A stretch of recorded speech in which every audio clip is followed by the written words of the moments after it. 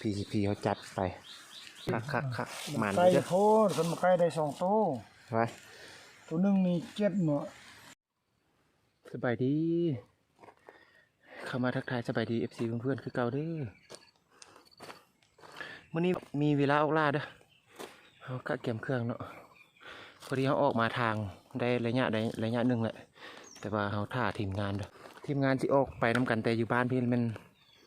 ประมาณ3 คนเนาะแล้วเป็นอะไรเข้าไปต่อใส่บรรดาที่กับเจ้ายุ่นในพนอีก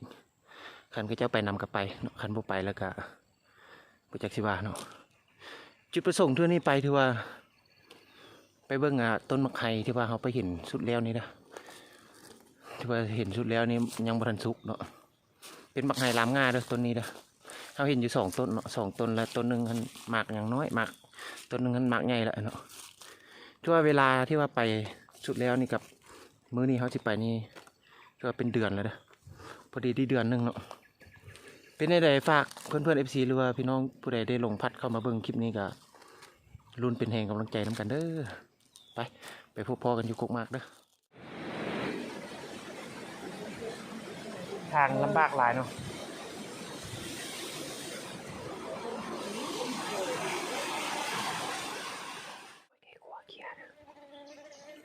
เป็นอันเถิดเลย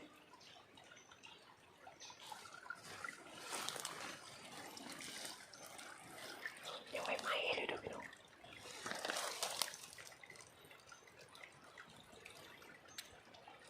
ขักสุดเลยไก่กว่ามาเคี่ยเด้อพี่น้อยไม่ลงมากินน้ำน้อยเนี่ย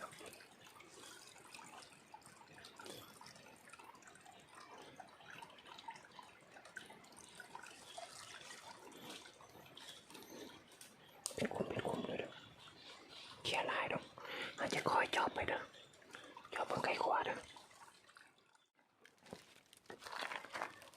อันนี้จะเป็นขี้ตัวอย่างพี่น้องเป็นกองเลยเนาะขี้ไม่ไหม้เลยตัวนี้เด้อมันนอนนี่นะงานนี้เนาะแล้วมื้อแรงเขาจะมาก้านบ้างเด้อจะเป็นไก่ขัวบนนวลนกกอดหรือว่าไก่ป่านี่ครับยังไม่ไหม้เลยตัวนี้เด้ออันนี้มื้อแรงเขาจะลงมาก้านเด้อตอนนี้เขาก็เลาะอยู่เขาก็เลาะซอกกุกมากเด้อบนทันได้เจอต้นอย่างเธอ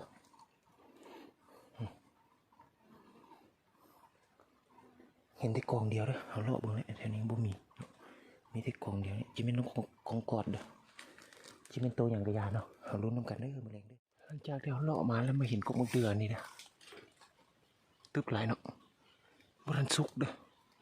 แต่ก็มีตัวกินเนาะก็หอกกินนะเห็นกินอยู่ประมาณ4-5 ตัวนี่มั้ง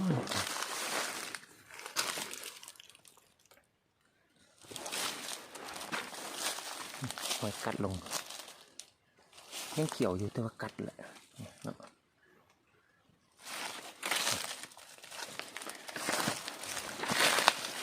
โบราณที่ซุกคักครับแต่ว่ามีตัวกินเลยกัดลงหลายอยู่เลย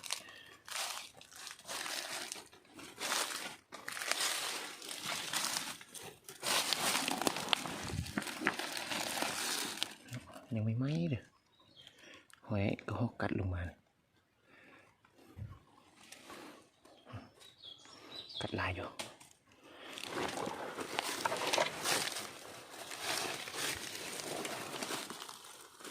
เสร็จเลยเป็นอะไรเขาสิลองกะเขียนสถานที่ลองนั่งเบิ่งเนาะนี่ก็3 โมงแล้วเนาะคันว่าหอกแดงมาก็น่าจะมาละมากยังร้ายบทันสุกเลย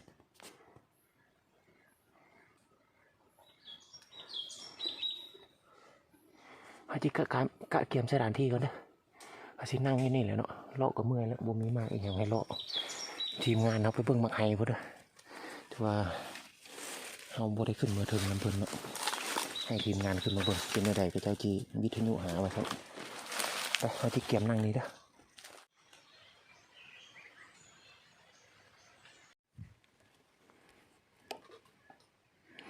หมากมันยังเคี้ยวเด้อมันได้สุกเลยเนาะ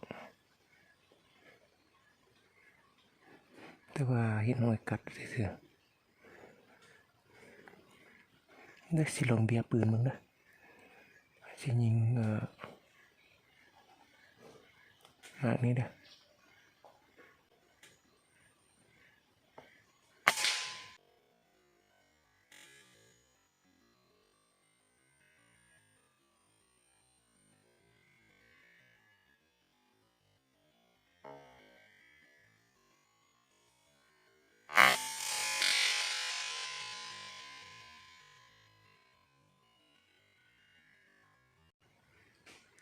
ยังตกต่ำน้อยหนึ่งเนาะตกต่ำตกซ้ายน้อยหนึ่ง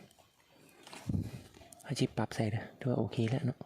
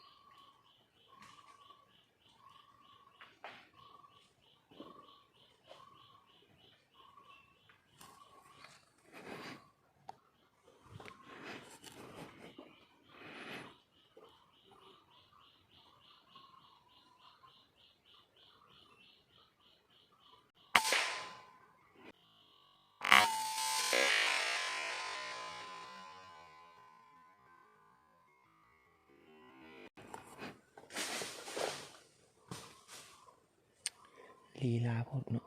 ก็จะออกมา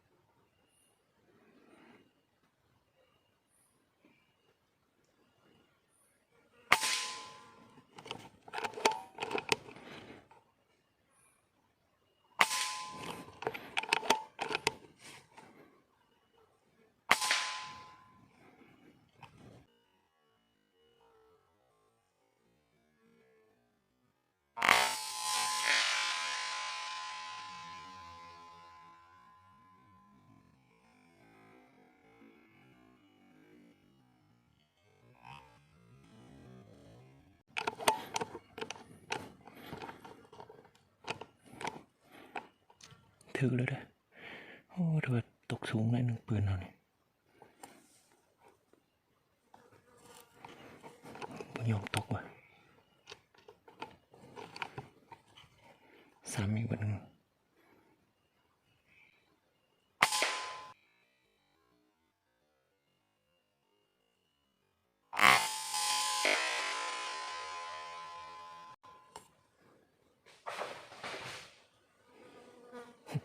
โอ้ตัวเดียวยิง4 บาทพลาดเนาะ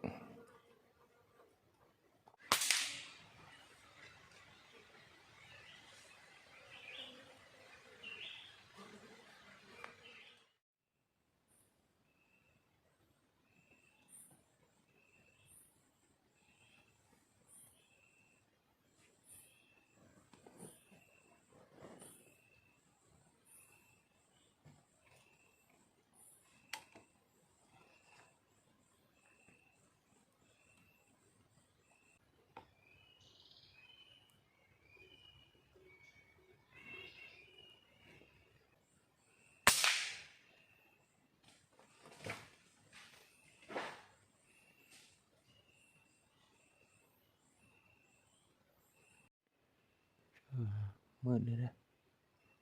สิได้ปลดสโคปแคมแล้วเนาะซ้ำนี้เบิ่งบ่เห็นเลยเด้อถ่ายก็ถ่ายละลานแหละมันเบิ่งบ่เห็นเนาะมันก็มัวอีกอย่างกันสโคปแคมวันนี้มันมัวเนาะอาสิได้ปลดออกเบิ่งเด้อเป็นยังไงเฮาสิท่าเบิ่งว่ามันสิมาอีกจักตัว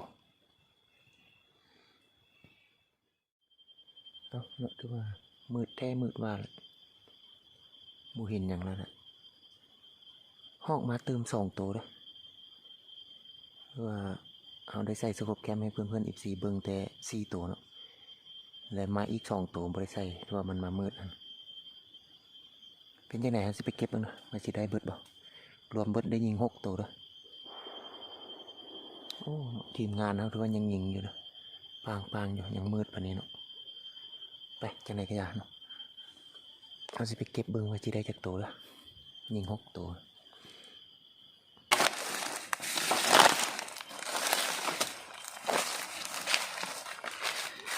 เต็มเหล็กมาแล้วนกแตงนะ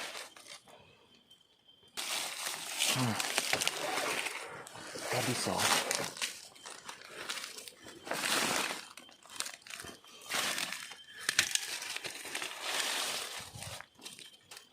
นี่จะหอกแดงแต้มที่3นี่เด้อ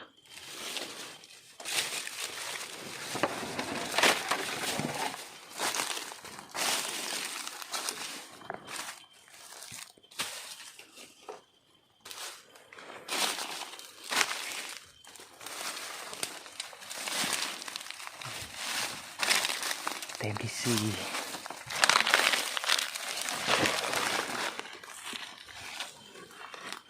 แต้มที่5เนาะมันตกใกล้กันเลย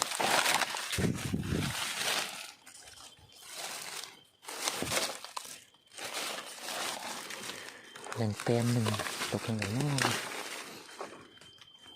ชอบเหมือนกันนะแต้มที่6เห็นเบิดเลยเนาะ6ตัว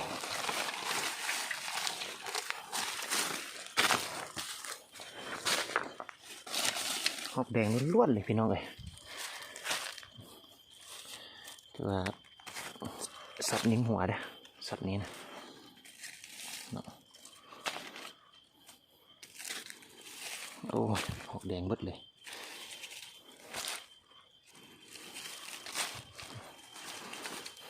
1 2 3 4 5 6มันเนาะคือว่าเขาคิดว่ามันชิมาแต่3-4ตัวเห็นหอยมันกินนี่แต่ก็มา6ตัวเป็นหอกแดงหมดเด้อคักๆเนาะ PCP เอาจัดเต็มสวยๆอีกแล้วพี่น้องเป็นยังไงเขาจีกลับลงไปก้านบนตัวเขาหินขี้มันนอนนั่นเด้อชิเป็นนกกองกอดบอหรือว่านกขอเป็นยังไงรู้น้ำกันเนาะไปเขาจะได้การกลับเดี๋ยววันนี้เด้อมืดละเพราะว่าเขาชีท่าเงินกะคือจริงมันยังบ่มาดอกมันยังดิบอยู่เนาะ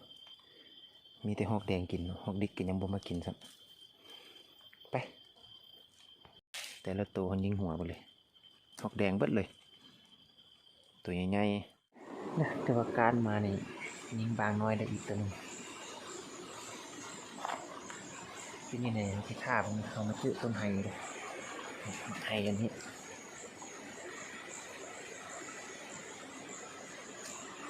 ที่ว่าใกล้ชิบเบิดแต่ละต้นเขาการมาจื้อเป็นยังไงเบิ่งยืนเด้อว่าที่ลุยกันคักๆเลยนะเนี่ยวันนี้ถือว่าเป็นของเราได้มาเลยชุดกบจำนวนหนึ่งแล้วก็กระหอกกับบางหอกแดง6ตัวแล้วก็บางตัวนี้บางใน อันนี้ทีมเราได้หอกได้จากตัวห้าตัวตัวหอก5ตัวเนาะกับไก่ขวดตัวหนึ่งไอ้นี่เป็นไงดิ3ตัวงามถึงแง่วันที่วันยิงเราเนี่ยคักมัน ไก่ เยอะ โพดคนมาไก่ได้2ตัว ไว้ ตัวหนึ่งนี่เจ็บเนาะปันตลกเลยนะจะว่าจนมึนนำเอาเรียนมื้อนี้ปุ๊บ เอามันไปคั่วคือบินจับหัว มาเนาะทักทายสบายดีเพื่อนๆอีกทีตอนเช้าๆเด้อกับผู้เช้าวันไหนแล้วเนาะว่าหอกมาเลยนั่นแหละเป็นยังไงเป็นรอรุ่นน้ำกันเด้อที่ว่าหอกเข้าแล้วเด้อตอนนี้เรายังจะบริใช้สกปรกแคมเลยเบิ่งเป็นจังไดนกเข้าตอนสวยตอนใดนะครับที่ได้ใช้สกปรกแคมให้เพื่อนๆอีกทีเบิ่งเลยไปรุ่นเป็นแรงกำลังใจน้ำกันเด้อมื้อนี้เด้อนี่เด้อหมอกไงล้างหน้าที่ว่าทีมงานเขามาเห็นนะว่ายังไล่เนาะนกน้อยก็เข้าลายเบิ่งเขาที่ท่าเบิ่งนกคนดูกันเป่าก่อนเด้อเอารุ่นน้ำกันม้วนๆน้ำกันเด้อ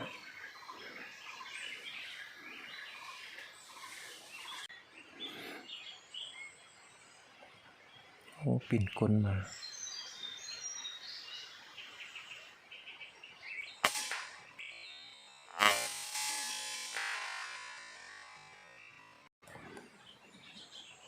ตกใส่ปิ่นปุ่มไป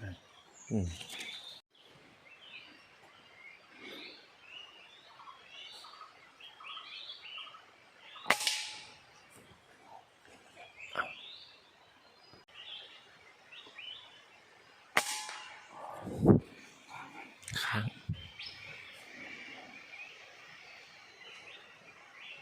ค้างนกเป่า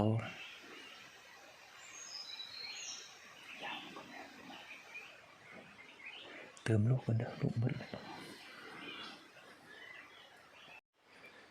ซ้ำเด้อลูกเป๋ามันค้าง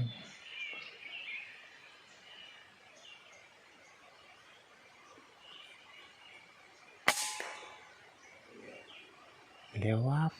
ค้างเงินเลยอย่ามันเด้อ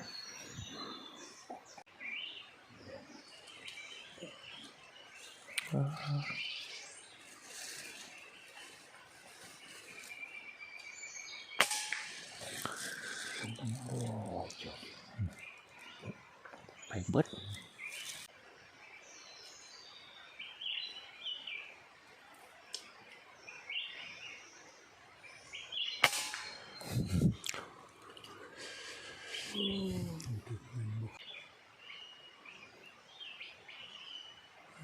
ปิ่นกล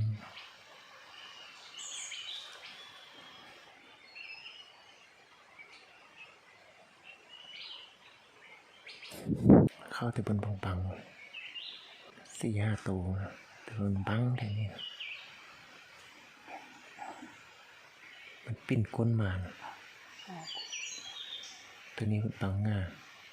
ตัวนี้ปิ่นก้นที่เบิ่งจังหวะมันบินกันนะ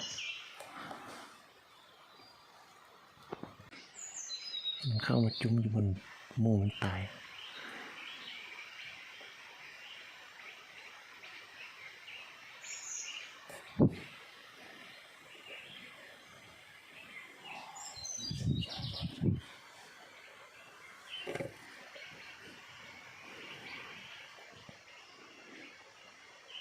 ปิ่นก้นมาอีกแล้ว2 ตัวเลย3 ตัว2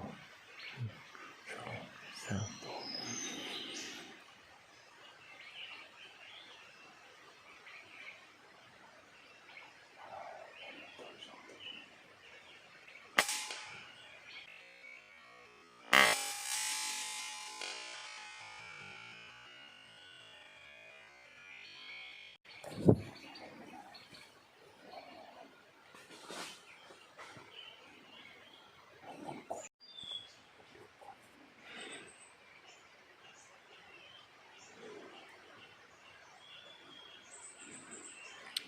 เข้าบนตึกให้นะนกเป่า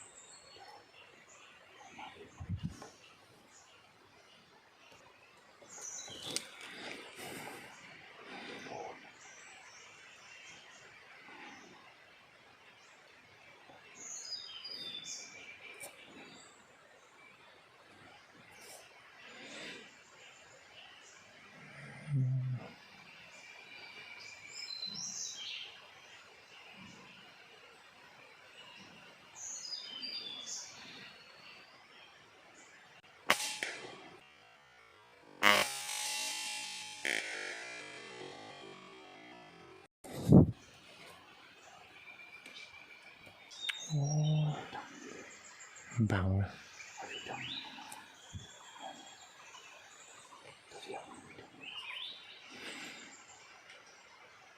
นกเป่า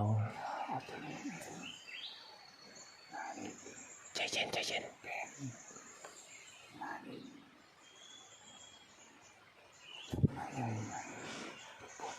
มันบังมันบัง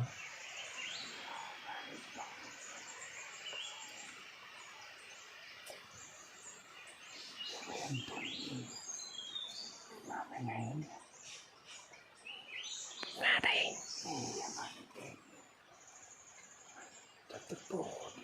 ก็บ่เห็นนะใจเย็นนะมันเอง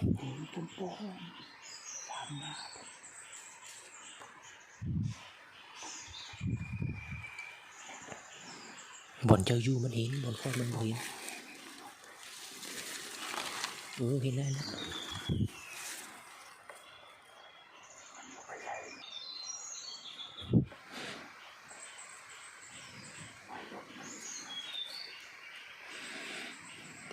อยากบังได้เรียนงานใหญ่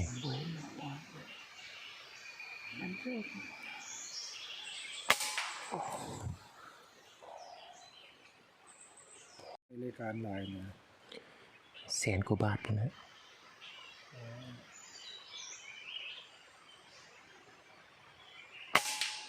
โอ้ตกต่ำ จุดมาในก่อน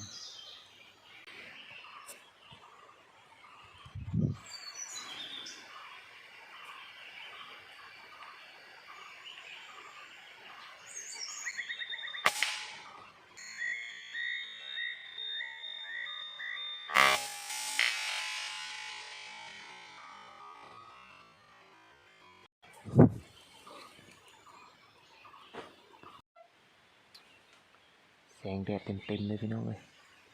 ใส่สโคปแคมบ่ได้เลยเด้อแล้วสิบ่ได้ใส่เลยเด้อเพราะว่าแบตเฮาก็สิเบิดแล้วเนาะเป็นจังไดเฮาสิจงแบตไว้สรุปมื้อแลงเด้อว่าสิได้ยิงแนวใดเด้อถ้าว่ายิงไปกับทีมงานซอกก็บ่เห็นนะยิงลงไปนี่ยิงนกอันนี้ก็มีตัวเอาเนาะยันมันก็จอนเอาเนาะก็นกเป่าเนาะยันมีกระจอนเอาเนาะทีมงานเราชอบบ่เห็นนกสาลิกากับนกคอนโดกนกดำก็หลายตัวอยู่หันยิงไปก็ชอบบ่เห็นพอดีแดดออกมาเลื่อมจังซี่นะบ่ได้ใส่สโคปแคมนะเป็นยังไงจังสรุปมื้อแลงเด้อคันว่าก็ฮอกมาหลายๆแล้วจังสิเบิ่งแบตตัวจริงแล้วได้ใส่บ่ได้ใส่เด้อตอนนี้ใส่บ่ได้เลยมันเลื่อมนี่เด้อแรงนี้ว่าฮอกดิกอีก3ตัวเนาะแล้วก็นกซาดตัวหนึ่งคอนโดกตัวหนึ่งนกเป่าตัวหนึ่งบ่ได้ถ่ายให้เบิ่งเด้อมันแบตเขาเบิดแล้วมีแต่ไว้สรุปนี่แหละกับทีมงานจะได้จากบอลเนาะตัวยิงปังๆอยู่เป็นไรเฮาสิท่าเบิ่งบางเบิ่งเห็นเด้อเป็นใดยังลุ้นมื้ออื่นเช้าเด้อถ้าว่าแบตเฮาเบิดเฮาก็สิยืมโทรศัพท์กันทีมงานเฮาถ่ายสรุปเนาะแต่ว่าตอนยิงอาจจะบริถ่ายเด้อเป็นยังไงมื้ออื่นเช้าเด้อขอบลากันเด้อในเทื่อละหน่อยจังซี่ครับบ่มีไฟโทรศัพท์บ่ได้เปิดสโคปแคมให้เพื่อนๆ FC ได้เบิ่งเสียใจเนาะเสียใจได้นกเป่าทั้งเบิด2ตัวแล้วก็กระหอกนี่ทั้งเบิดจักตัวฮะ17ตัวกับไก่ขัวนี่โดยรวมถือว่าหมานอยู่เด้ออันนี้ยิงวังเช้านี่เนาะฮอกแดงอันนี้นกขอนกเป่ากับนกสาลิกาเด้อแล้วก็นกตังโลถือว่าหมานอยู่เป็นยังไงก็ย่าเนาะถือว่าฝากไว้ติดตามคลิปต่อไปเด้อคลิปนี้ก็ถือว่าหมานอยู่เอามากัน3 คนไปติดตามคลิปต่อไปเด้อผู้ใดเข้ามาเบิ่งคลิปนี้ก็ขอให้โชคให้หมานเนาะให้ร่ำให้รวยซะสุขภาพแข็งแรงเด้อทุกคนทางเพื่อนๆ FC ติดตามแล้วก็ผู้ใดที่ว่าพัดลงเข้ามาเบิ่งเนาะ คือเฮ็ดแนวนี้เนาะก็บ่เบิ่งตัว ผลงานถือว่าโดยรวมสำนี้เด้อเป็นยังไงก็บริถ่ายให้เพื่อนๆ FC ได้เบิ่งเด้อแต่ว่าเราได้ยืมโทรศัพท์ทีมงานเราถ่ายนั้นตอนนี้นะโทรศัพท์เรามันเบิดมาหลายคืนเราไม่ได้เอา power bank มานำแล้วเป็นสิแหละมาปามาดงแต่โดยรวมได้หลายเติบอยู่เด้อเฉพาะหอกนี้ได้17ตัวเนาะ18 19แล้วก็นกอีก30ตัวโบแม่นเท่าไหร่ก็26ตัวเนาะนกอีก26ตัวมีนกเป่าด้วยนกตังโลตัวโซกตัวหมานเนาะพอได้อยู่พอได้กินได้แบ่งกันมาตอนครอบตอนขวาเสร็จแล้วเราสิได้แต่งอยู่ของกินแล้วสิได้กลับแล้วเด้อคลิปนี้สิได้อำลาพาจากเพื่อนๆพี่ๆไปเพียงเท่านี้เด้อเสร็จแล้วก็ อวยพรให้ทุกคนเด้อที่ว่าเข้ามาเบิ่งคลิปนี้นะให้โชคให้หมานสุขภาพแข็งแรงเด้อ